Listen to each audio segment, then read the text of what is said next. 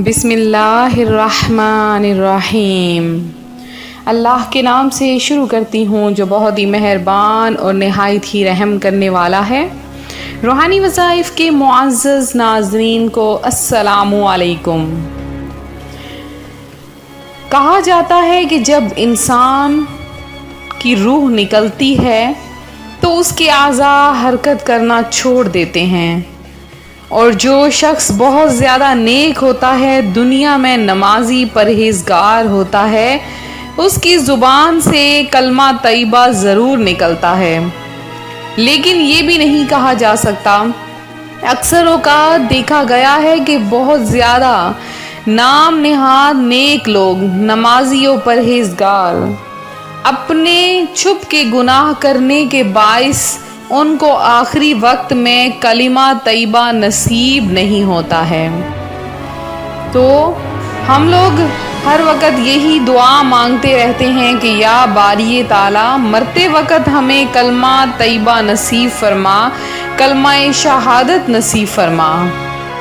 ایک واقعہ آپ کے گوش گزار کروں گی، بالکل سچا واقعہ ہے کہ ایک دفعہ کا ذکر ہے کہ ایک آدمی کعبۃ اللہ کا طواف کر رہا تھا۔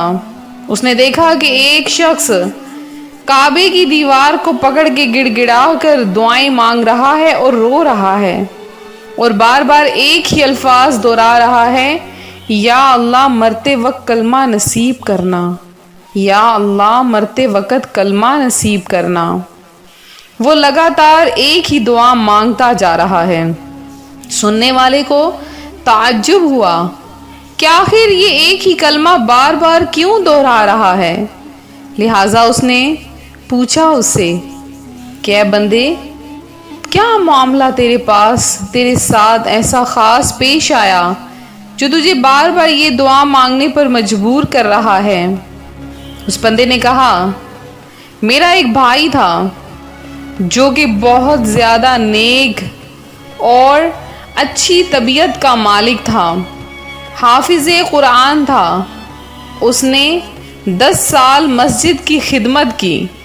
جب مرنے لگا تو اس نے ہم سب کو بلایا اور کہا کہ گواہ رہنا، میں یہودی ہو کر مر رہا ہوں، نعوذ باللہ۔ اس کے بعد اس کے مر جانے کے بعد میرا دوسرا بھائی مسجد پر فائز ہو گیا اور امامت کرواتا رہا، اذان دیتا، لوگوں کی خدمت کرتا، قرآن مجید کا حافظ تھا اور بہت زیادہ نیک تھا، اس کا بہت زیادہ نام تھا۔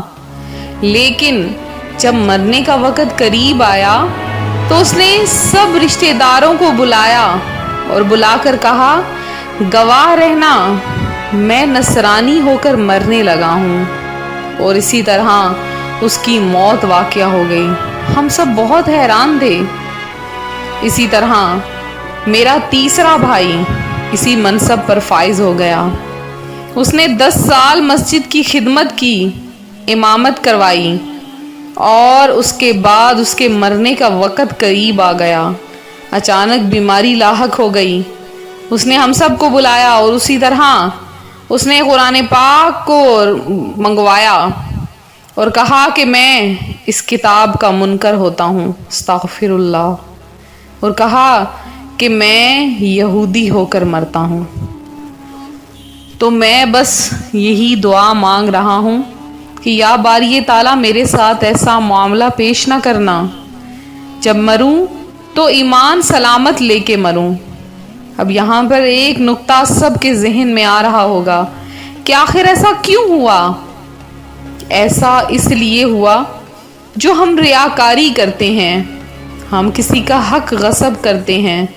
ریاکاری یعنی نماز پڑھیں، نیکی کریں، ہمیں اگر کوئی اچھا خواب بھی آ جاتا ہے تو ہم سب کو سناتے پھرتے ہیں، بھئی فلاں آج بزرگ تھا، وہ ہماری خواب میں آیا، ہمیں جنت نظر آئی، یا کچھ بھی، تو یہ ریاکاری ہے۔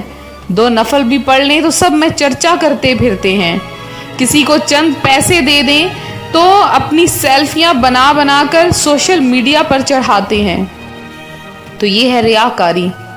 پھر دوسرا گناہ، چھپ کر گناہ کرنا۔ لوگوں کے سامنے نیکی کرتے ہیں لیکن جب تنہائی میں ہوتے ہیں تو چھپ کر گناہ کرتے ہیں یہ سوچ کر کہ کوئی ہمیں دیکھ نہیں رہا۔ اللہ کے بندو، اللہ تعالیٰ تو دیکھ رہا ہے، وہ تو ہر چیز پر ظاہر ہے، وہ تو ہر جگہ موجود ہے جیسا کہ اس کی شان کے لائق ہے۔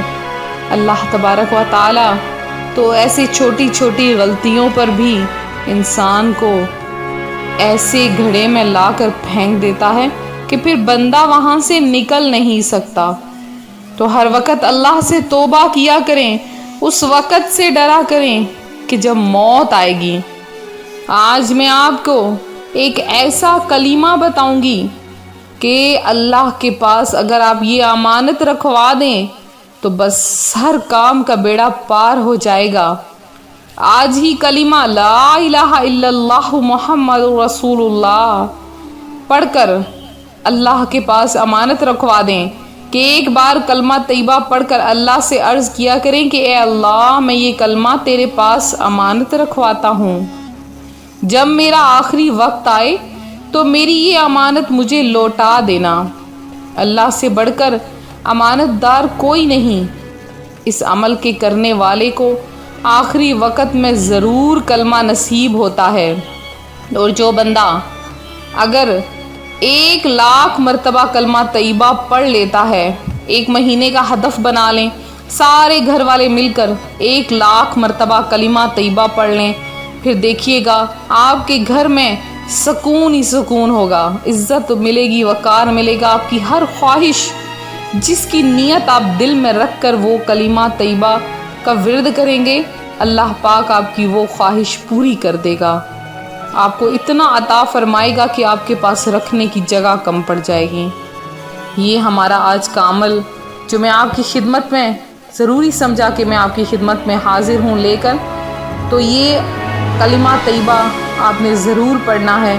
اپنے رشتہ داروں، بہن بھائیوں کو بھی آپ نے اس کی ترغیب ضرور دلانی ہے، کیونکہ جب تک ہم کسی نیکی کو دوسروں تک نہیں پہنچاتے ہیں، اس نیکی کا ہمیں بھی کوئی فائدہ نہیں ہوتا ہے۔ تو نیکی اگر پھیلائیں گے تو آپ کو دگنا ثواب ملے گا، اور اگر نہیں پھیلائیں گے تو وہ آپ تک ہی رہ جائے گی۔ تو میرے وہ بہن بھائی جنہوں نے خصوصی دعا میں حصہ لیا اور جنہوں نے درود پاک مجھے تحفتاً پیش کیا، اللہ پاک آپ کی حاجتیں مرادیں پوری فرمائے، آپ کے روزگار میں برکت عطا فرمائے۔ میری بہن ہے زرینہ بی بی، آپ سب ان کے لیے دعا کریں، اللہ پاک ان کے کاروبار میں بہتری عطا فرمائے۔ افضل خان ہیں اور محمد رشید ہیں، منور خالد ہیں، محمد رشید میمونہ ہیں، رضا شیخ ہیں، بلال ہیں، رابل ہیں، اور اس کے بعد محمد قدیر ہیں، سمرین فاطمہ ہیں، زاہدہ ہیں اور سلیم اللہ ہیں، اور اس کے علاوہ رابعہ بھی ہیں۔ اللہ پاک آپ کے بچوں کو صحت عطا فرمائے، آپ کی زندگی میں برکتیں عطا فرمائے، آپ کو کامیابیاں عطا فرمائے، اور آپ کو دشمن کے نقصان سے بچائے، آپ کی حفاظت فرمائے۔ تو بہت بہت شکریہ آپ کے کمنٹس کرنے کا، درود پاک بھیجنے کا۔ اللہ پاک آپ سب کا حامی و ناصر ہو۔ ملتے ہیں اپنے اگلے وظیفے کے ساتھ، دعاؤں میں یاد رکھیں، اپنا خیال رکھیں، فی امان اللہ۔